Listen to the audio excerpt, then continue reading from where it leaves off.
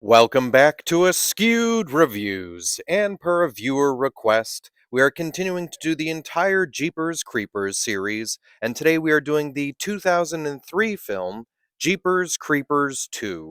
Here is your trivia question for today. What was the bumper sticker on the station wagon that went for help? The answer will be at the end of this episode.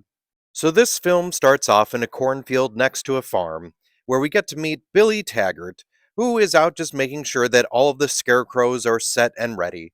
Unfortunately for Billy, one of these scarecrows is something else. This creature drags Billy away and flies off into the sky with him, while his father and brother can only stand and watch him be taken away.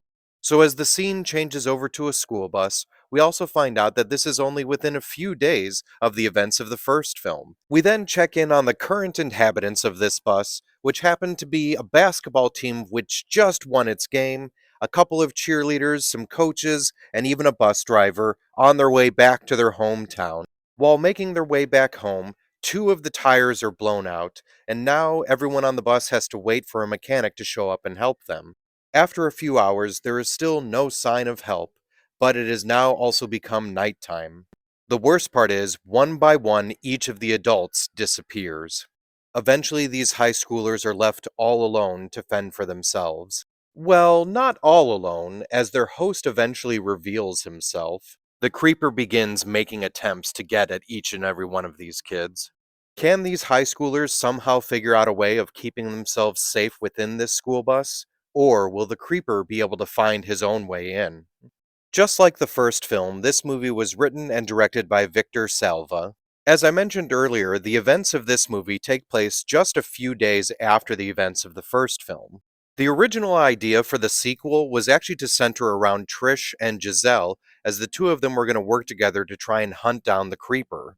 The plan was still to have a primary part of the story involving the kids on the school bus. They eventually decided to drop the characters of Trish and Giselle and instead give the storyline of hunting down the creeper to Jack Taggart Sr. and Jr., who originally were only going to be characters that showed up at the very beginning of the film. Justin Long, who played the character of Derry in the first film, does come back for a cameo in this movie. Since Derry did pass away in the first movie, he shows up as kind of like a warning or a guide. Now, technically, the character of Derry also does have another appearance in this film, although in a much more grotesque way, as one of the throwing stars belonging to the creeper actually does have a navel on it that has a flower tattoo around it. This, of course, was the same tattoo that Derry had around his navel. The character of Jack Taggart Sr. is portrayed by Ray Wise in this movie, and I think he did a great job. He definitely came off as quite a badass. Now, the role almost went to Randy Quaid. Now, the name of Jack Taggart is actually loosely taken from Jack Teagarden, who is a jazz singer who released a popular version of the song Jeepers Creepers.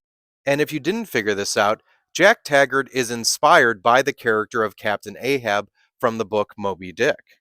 Nikki Acox plays the character of Minxie in this movie, but she also guest starred on an episode of Supernatural about 3 years later. That episode is called Scarecrow, and actually the monster in that one has a lot of similarities to the premise, at least, of the creeper.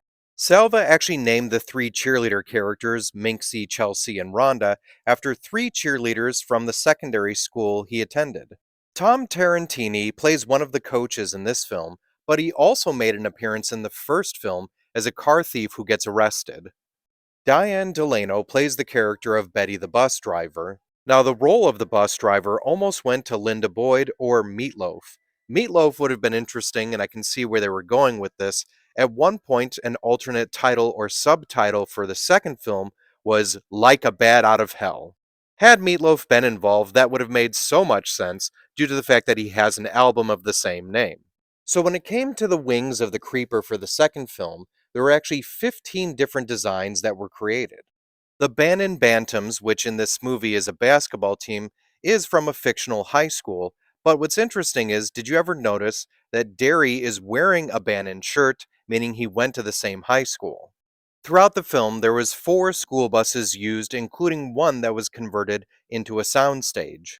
So this movie was entirely filmed in California, but it takes place one county over from where the first film took place in. The first film was in Poho County, This one is in Kissel County, both of which are fictional. So when it comes to the film Jeepers Creepers 2, I really enjoyed this one. I like it just as much as the first one, and what I found interesting is they somehow made the creeper even creepier than he was in the first movie. So I'm going to give this one a 4 out of 5. Now, time for the trivia question from the beginning of this episode. What was the bumper sticker on the station wagon that went for help?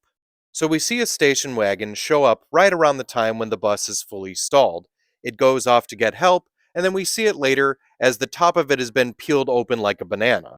And then the bumper sticker on it is almost too appropriate, as it says, "I'm not a complete idiot, some parts are missing."